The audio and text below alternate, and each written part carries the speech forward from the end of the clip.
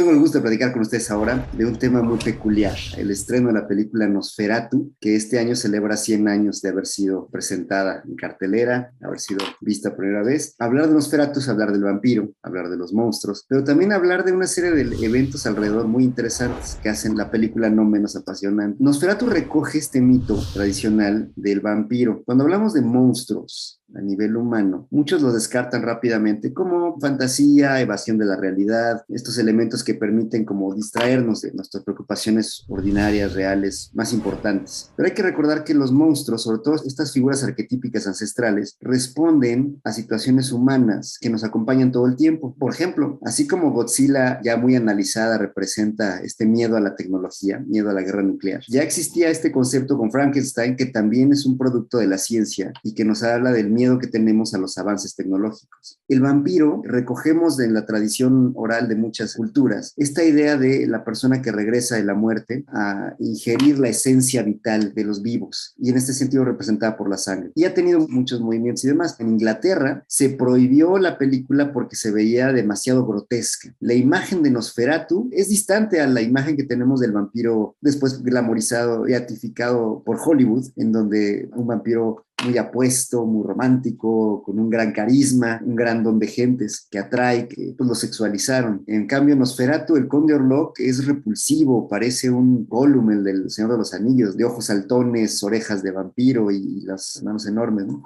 10 años después es hasta que Hollywood saca la versión de Drácula de Bela Lugosi, en donde cambia por completo la imagen y el vampiro ya sigue siendo una persona rica, decadente, pero atractiva, a diferencia del Conde Orlok en Nosferatu, que es repulsivo. La historia, insisto, está basada en este Drácula. El monstruo del vampiro, a diferencia del monstruo tecnológico, tuvo su pico, vamos a decir, en los años 60, justo en la Guerra Fría y demás, por el miedo que representaba una tercera guerra mundial. En los 90 y principios de los 2000, es el reino cinematográfico de los vampiros. Hubo una adaptación en el 87 de Nosferatu, la volvieron a rehacer de manera, me parece, muy inferior a la original, que si bien pues es todavía este cine principios del siglo XX, se digiere ahora de manera, yo diría, inclusive muy interesante, justo sabiendo todos los elementos alrededor. Este vampiro de los 90 pues hablaba de este, ahora sí, miedo a la decadencia, miedo a los ricos, miedo a los poderosos, miedo a que nos seducen, pero al mismo tiempo nos repelen.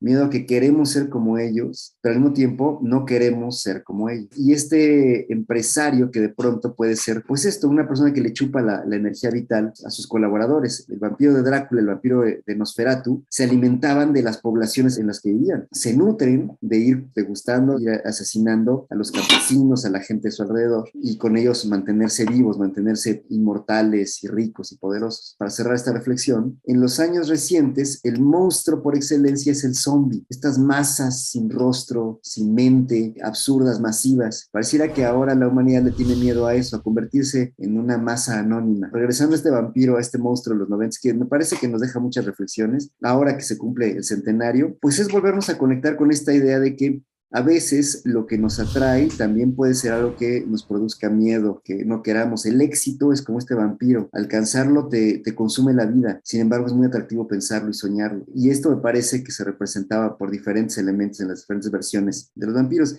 En Nosferatu es importante aclarar que el vampiro nunca es glamoroso, nunca es un personaje atractivo. Desde el principio hasta el final es un ser repulsivo, repugnante. Sientes el miedo desde la primera vez que lo ves y todo el tiempo te asombra pues como la compostura de los demás personajes que tratan de tratarlo como humano, aunque evidentemente su representación física es monstruosa. Lo que resulta, por cierto, muy interesante es que en la obra de Nosferatu es una mujer, la actriz Greta Ellen, la que finalmente es capaz de darle fin y lo hace abriendo la ventana para que la luz lo destruya. Creo que debería haber dicho que esto era un spoiler, pero siendo que la película se estrenó en 1922, esperaría que ya más o menos supieran qué pasó. Esto es distinto porque en la obra de Drácula es una horda de campesinos furiosos la que acaba con el vampiro, liderados obviamente por Jonathan y por el doctor Van Helsing. Y en las películas, pues casi siempre es el héroe y tal, el tema es más violento, la famosa estaca al corazón y demás. En Nosferatu me atrevería a decir que esto es hasta poético. Este hombre que ha vivido solo en la penumbra, en la inmortalidad, pero que nos habla esto de la decadencia, que más allá de la decadencia moral, se ha convertido en decadencia física, y vive siempre en penumbra, solo, pálido, sin ningún tipo de empatía por los demás, vista en general tener una cierta compasión. El acto de Ellen Hutter, la esposa de Jonathan, al abrir la ventana y dejar entrar la luz y con ello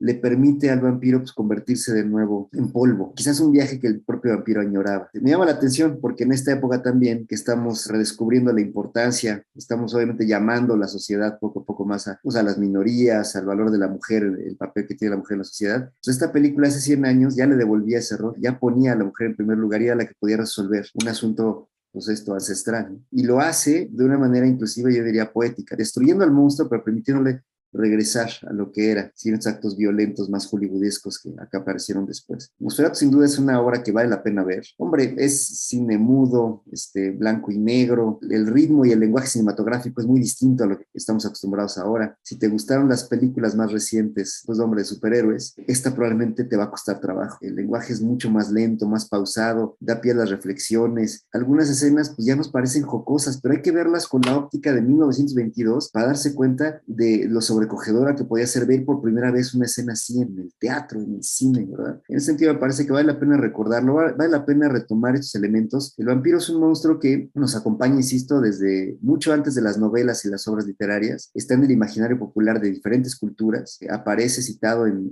diferentes obras mitológicas y demás, porque es un miedo ancestral, este miedo, insisto, a la decadencia, miedo a que lo que nos hace bellos y poderosos con el tiempo nos puede hacer monstruosos. Y esto, al mismo tiempo que nos resulta muy seductor, también nos resulta pues, no tan atractivo. Pues hombre, en el centenario, pues vale la pena, consigan la película, véanla por ahí, coméntenla con amigos y reflexionen la aplicación que tiene esto al mundo actual, al mundo de la empresa, al mundo de construir sin con ello chuparle la energía vital a los colaboradores, sino construir con ellos, no sobre ellos.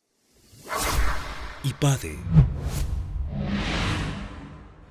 The World Calls.